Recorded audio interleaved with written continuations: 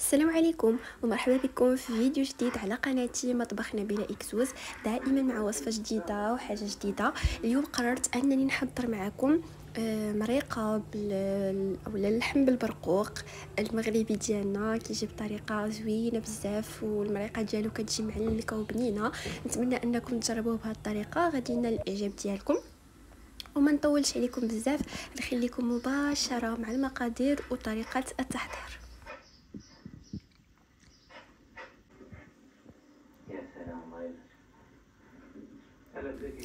اول حاجه طبعا هي غادي ناخذ كميه من اللحم ديالنا.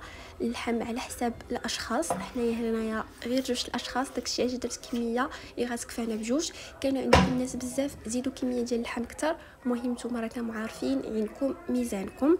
قد ما زدتوا اللحم وداكشي تزيدوا المقادير دوبلوهم. درت عليه داك شويه ديال اللحم، زدت عليه واحد 2 بصيلات كبار مقطعين مربعات مشلضين. بالنسبه للتوابل عندي الملحه، السكينجبير، الخرقوم، القرفه، الابزار. هادو هما التوابل. هنايا درت واحد معلقه صغيره ديال السمن، وهنايا عندي واحد شويه ديال الزعفران درتو في الماء حتى طلق لينا. الا ما عندكمش الزعفران ديروا غير دويمه ديال الزعفران، اولا الا ما عندكمش كاع ماشي مشكل. خديت هاد الحمات ديالي مع البصيله درتهم فوق النار وغادي نبقى نقليهم حتى كيطلق لينا هذاك اللحم البنه مع البصله وكيتشحر لينا مزيان. كنبقى نقلبو على هاد الشكل حتى كياخذ لينا واحد حتى كيبدا يبان لينا راه تحمر وتشلط كما كتشوفوا في الفيديو. عاد باش غادي نزيد ليه الماء الكافي باش يطيب لينا.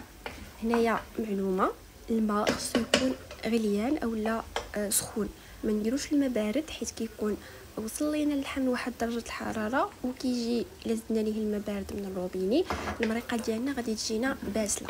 يعني اي حاجه هذه قاعده سواء في الطواجن في هذا ديما كنزيدو اولا كنمرقوا بالماء اللي كيكون سخون.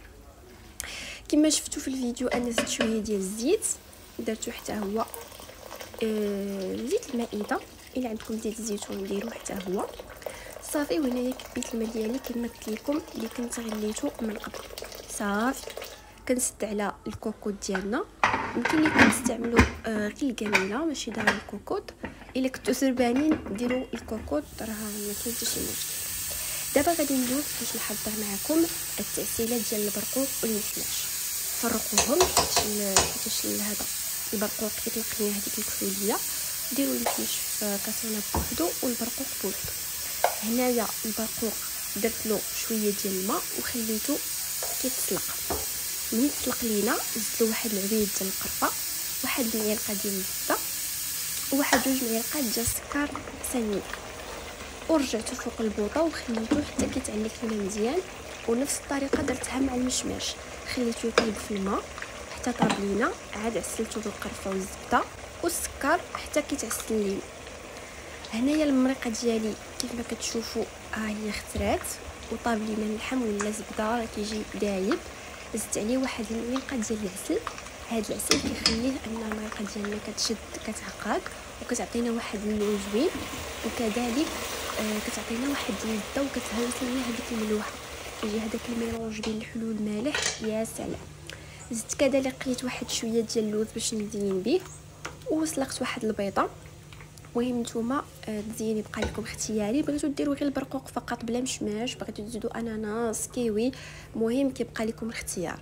صافي هنايا من بعد ما طابت لي المريقه ديالي حطيتها في الطويجين ديالي، انا قطمتها في الطويجين حيت كيحافظ على السخونيه.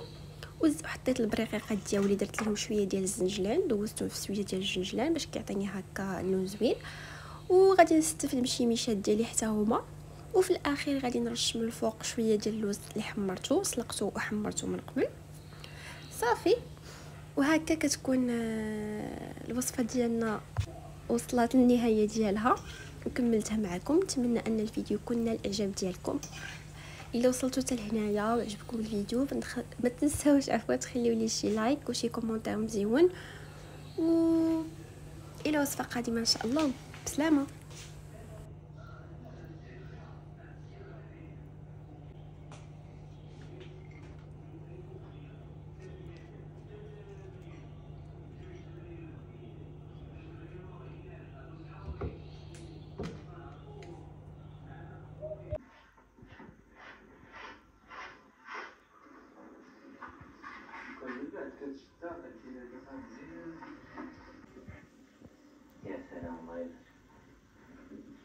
هذا كيبان واحد